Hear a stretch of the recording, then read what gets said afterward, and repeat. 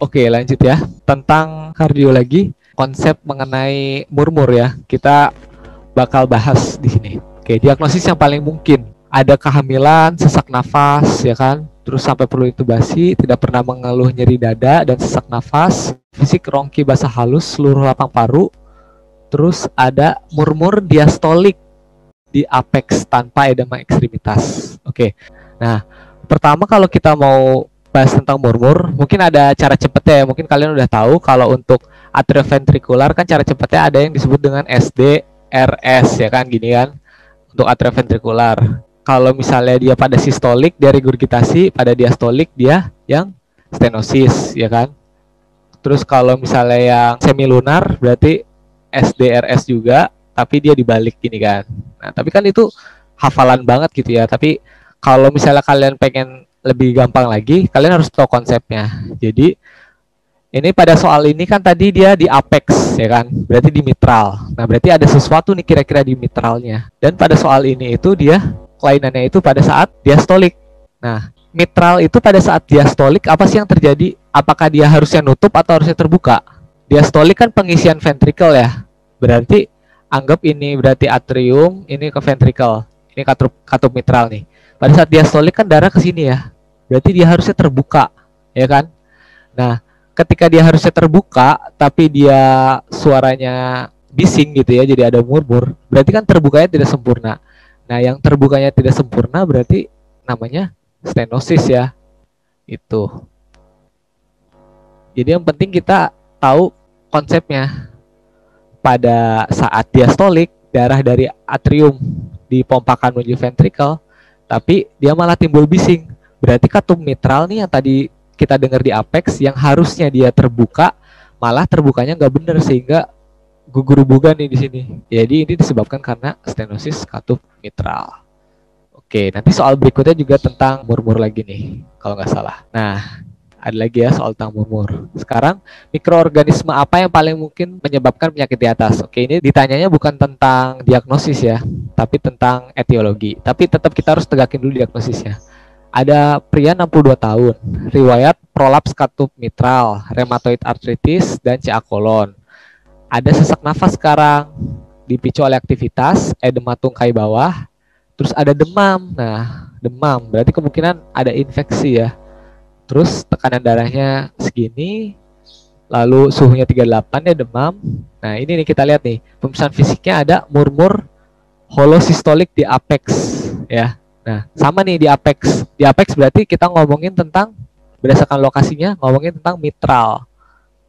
Nah, mitralnya kenapa? Kita lihat, ini pas lagi sistolik. Ini kita gambarin lagi ya tempat mitral. Kan mitral atrioventrikular, ini atrium, ini ventrikel ya. Nah, mitral kan di sini nih. Dia pas lagi sistolik.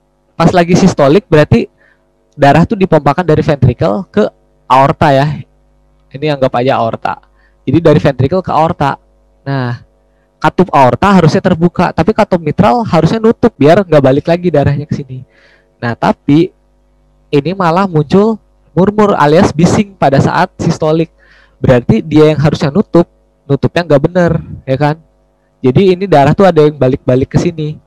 Nah, nutupnya nggak bener atau ada gugur hubungan di sini, ada aliran balik, ya kan?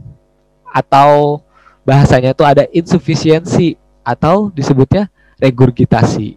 Nah, jadi gambaran regurgitasi mitral itu biasanya disebabkan karena adanya vegetasi ya. Vegetasi itu adanya pertumbuhan bakteri. Biasanya kan di bagian endokardium. Endokardium itu yang ngebentuk katup kan.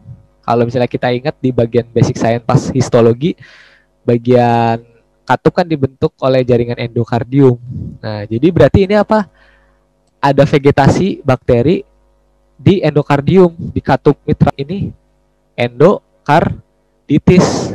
Nah, endokarditis infektif ya. Nah, endokarditis infektif ini etiologi paling seringnya adalah yang aureus.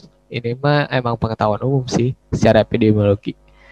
Oke, ya ini ya endokarditis infektif, infeksi bakteri di endokardium. Biasanya gambarannya ada regurgitasi mitral. Sekalian tadi kita belajar tentang aplikasinya pada pemeriksaan fisik berupa murmur. Oke. Cara negakinnya gimana? Ini ya ada beberapa khasnya yaitu Osler notes, genwellation sama rot spot. Nah, itu nanti dipakai buat menegakkan diagnosis. Ada yang disebut dengan Duke kriteria, ada mayor, ada minor. Kalau ada 2 mayor kriteria atau 1 mayor tambah 3 minor atau 5 minor, tegaklah endokarditis infektif.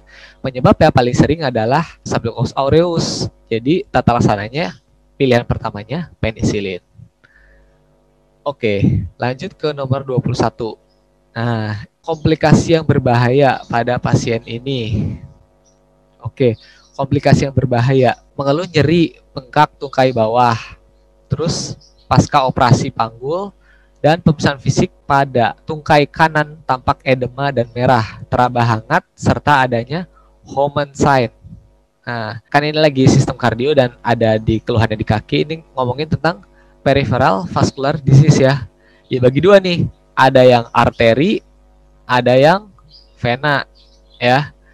Yang arteri ada yang akut limb ischemic sama ada yang kronik limb ischemic. Nah, kalau yang ini kira-kira gejalanya arahnya ke arteri atau vena.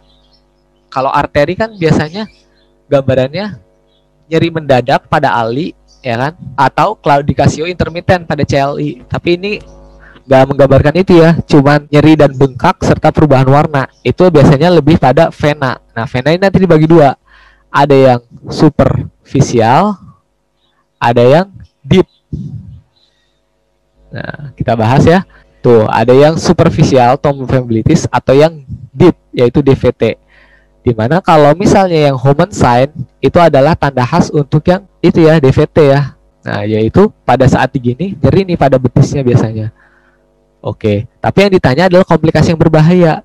Kira-kira nih, kalau misalnya kayak gambar ini, ada blood clot di sini. Yang berbahaya adalah terbentuknya emboli ya. Karena nih vena kan paling dekat, nanti dia jalurnya kemana? Masuknya ke jantung kanan, terus ke paru-paru kan. Nah, jadi komplikasi yang paling berbahaya adalah emboli paru. Oke, sekarang nomor 22. Pemeriksaan yang dapat dilakukan segera untuk keluhan penderita tersebut. Pemeriksaan yang dilakukan segera ya, jadi bukan gold standard, maksudnya yang lebih cepat atau pemeriksaan awal. Pasien 50 tahun nih, dengan keluhan tungkai jika dipakai berjalan dan berangsur hilang ketika istirahat. Nah, nyeri saat dipakai berjalan dan berangsur hilang bila istirahat. Khas ya, ini adalah yang disebut dengan claudicatio intermittent. Terus ada riwayat merokok, merupakan faktor risikonya. Nah, tadi udah sempat saya singgung ya, untuk peripheral vascular disease yang arteri ya, ada 2. Ini konsepnya sebenarnya sama kayak di jantung. Kalau di jantung kan ada ACS, ya kan? Ini yang mendadak. Ada yang CCS, chronic coronary syndrome. Ini yang stable angina. Di sini stable angina. Nah, di peripheral vascular juga sama, di arteri perifer juga. Dia ada yang akut limb ischemic, berarti mendadak. Dia dengan istirahat gak berkurang nih nyerinya, sama kayak ACS kan. Sama ya, ada yang CLI. Nah, ini dia mirip kayak stable angina. Kalau stable angina kan nyeri dada, kalau istirahat hilang. Kalau CLI juga sama. Dia disebut dengan claudicatio intermittent. Dia ada nyeri kaki, tapi saat istirahat dia berkurang. Nah, CLI sebenarnya bisa dibagi 2 ya. Ada 1 claudicatio intermittent di awal-awal. Kalau 2 udah sampai gangren dan segala macam, itu yang disebut dengan critical limb ischemic. Jadi yang ini kritikal ya. Gitu. Nah, sekarang yang ini kan berarti yang claudicatio intermittent. Terus untuk pemeriksaan awal yang diperiksa pada pasien ini adalah berarti yang ini ya, ankle brachial index. Dibandingkan nih tensi di atas sama di bawah, ekstremitas atas sama ekstremitas bawah. Meskipun untuk gold standarnya yaitu dengan angiografi, tapi kan ini pemeriksaan yang dilakukan segera. Jadi ABI ya, ankle brachial index. Oke.